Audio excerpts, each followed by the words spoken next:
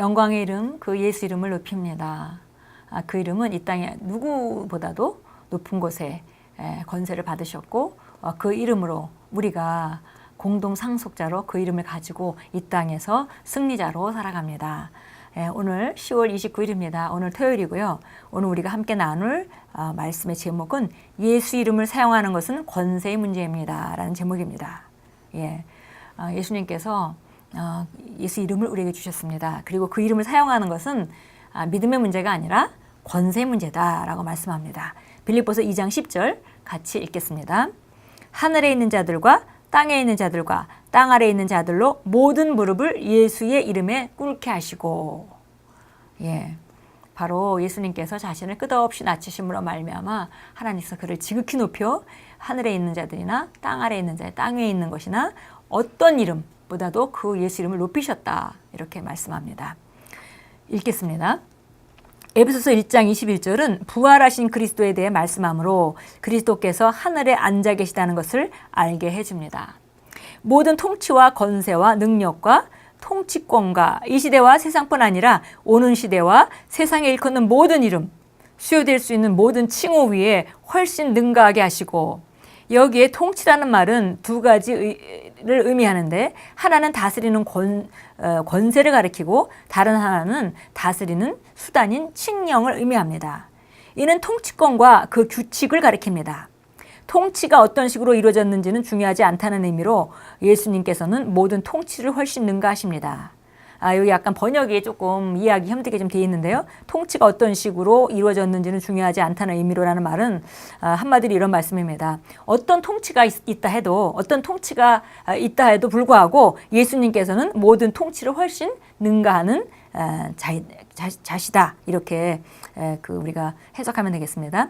예수님께서는 모든 통치와 권세와 능력과 주권을 살짝 능가하신 분이 아니라 훨씬 능가하신 분입니다. 영어로 보니까 far above, 그래서 그냥 위에 above라는 단어를 쓴 것이 아니라 far above, 그래서 굉장히 높은 곳, 훨씬 능가하는 곳에 바로 능가하시는 분이십니다. 할렐루야. 그러므로 당신이 예수 이름을 사용할 때 의심할 여지가 없습니다. 하나님께서는 당신에게 믿음이 있을 때만 그 이름을 사용하라고도 말씀하지 않으셨습니다. 예수 이름을 사용할 경우 이는 믿음의 문제가 아니라 권세의 문제입니다. 이것을 생각해 보십시오. 교통경찰은 교통정리를 하면서 자동차들을 멈추게 하는 동작을 취할 때 어떤 믿음도 필요하지 않습니다. 그는 단지 자기에게 그 직무가 맡겨졌다는 것을 믿기만 하면 됩니다. 그래서 성경은 하나님께서 모든 사람에게 동일한 분량의 믿음을 나누어 주셨다고 말씀합니다. 정말 교통순경을 예로 들었는데 아주 좋은 예인 것 같습니다.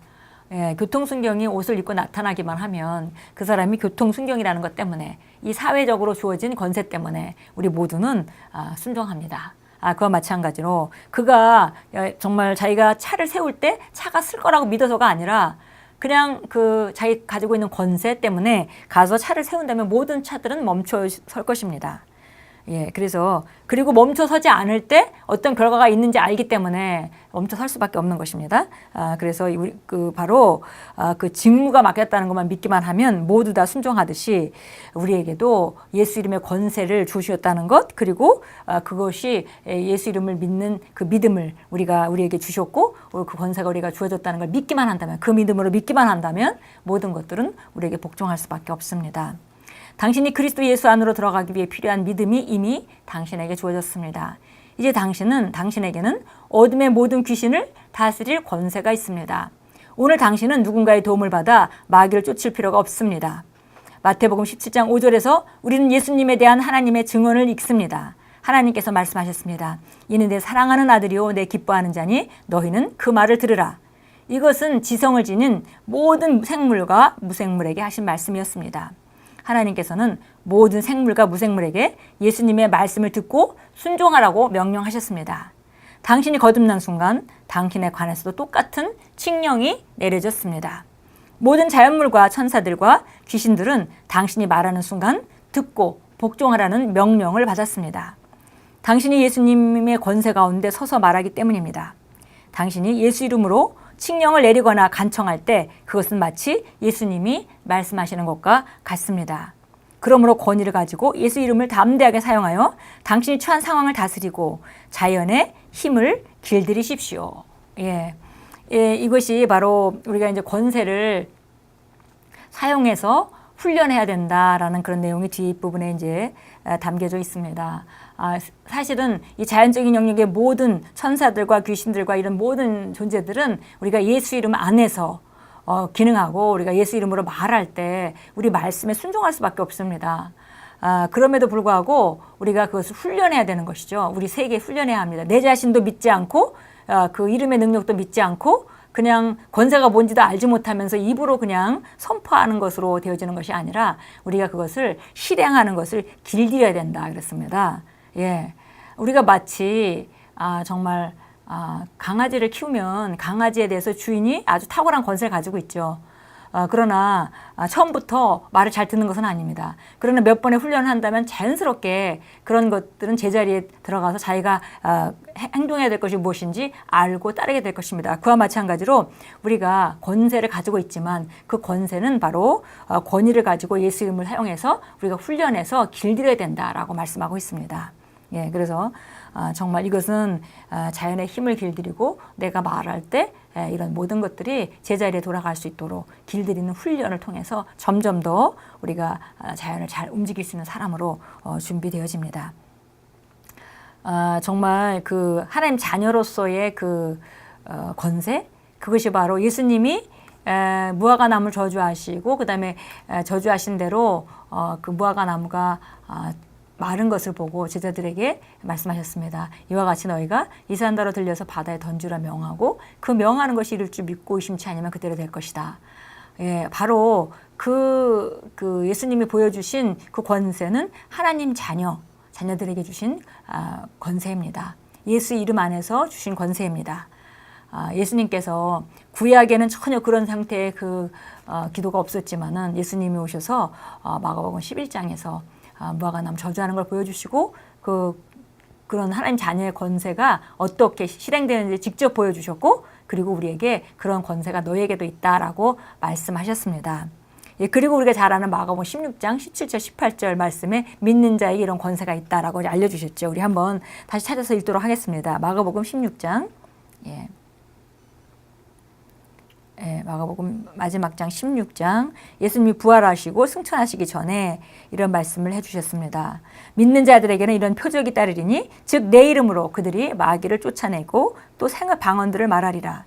그들은 뱀을 집을 것이요 어떤 독을 마실지라도 결코 해를 입지 않을 것이며 병자에게 안수하면 그들이 회복되리라고 하시더라. 예, 믿는 자에게 따르는 표적은 바로 예수 이름으로 귀신을 쫓아내고 새 방언을 말하는 것입니다.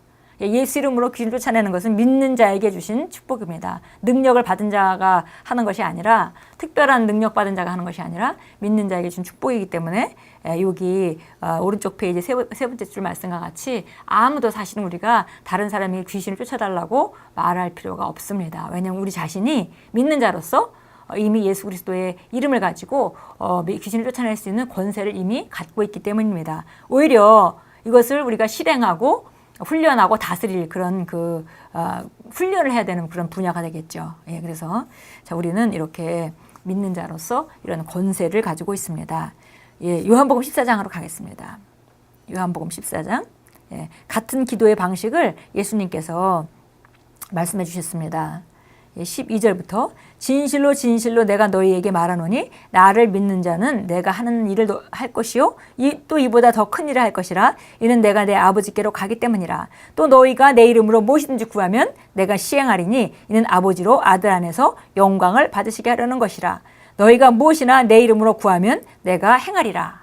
예, 그래서 이거는 우리가 구약의 구에서 하나님 들어주시는 그 기도의 응답과는 좀 다른 형태의 기도를 말하고 있죠. 여기 이렇게 말씀합니다. 너희가 내 이름 안에서 무엇이든지 구하면 내가 그것을 행할 것이다. 아버지께서 들어줄 것이다가 아니라 내가 그것을 행할 것이다. 이는 아버지로 아들 안에서 영광을 받으시게 하려는 것이라.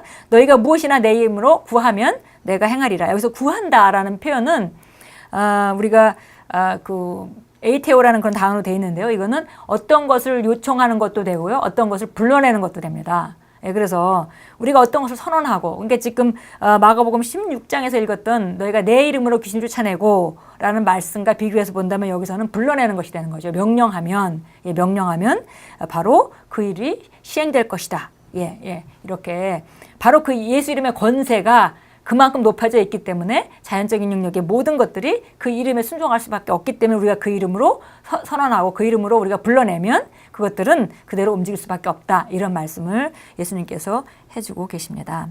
우리 함께 기도하겠습니다. 보배로운 아버지, 예수 이름을 사용할 특권과 권세를 주심을 감사드립니다. 저는 예수 이름 안에 그리고 그 이름을 힘입어 살며 그 이름에 있는 권능으로 모든 일을 행합니다. 그러므로 저는 승리와 하나님의 의의 통치 가운데 걸으며 영광에서 영광으로 진보하고 있습니다. 예수 이름으로 기도합니다. 아멘. 예, 예수 이름을 사용하는 것은 바로 믿음의 문제가 아니라 권세의 문제입니다. 권세를 훈련하는 거죠. 권세를 훈련하는 문제입니다. 예, 오늘도 정말 그 삶 가운데 그 악한 영의 역사가 있을 때 또 상황이 그 하나님의 말씀과 다르게 느껴질 때 그때 우리가 해야 될 일은 예수의 이름을 사용하는 것입니다. 예수님의 권세를 사용해서 명령하고 불러내는 것입니다. 예, 오늘도 새롭게 아름다운 하루를 지어가십시오.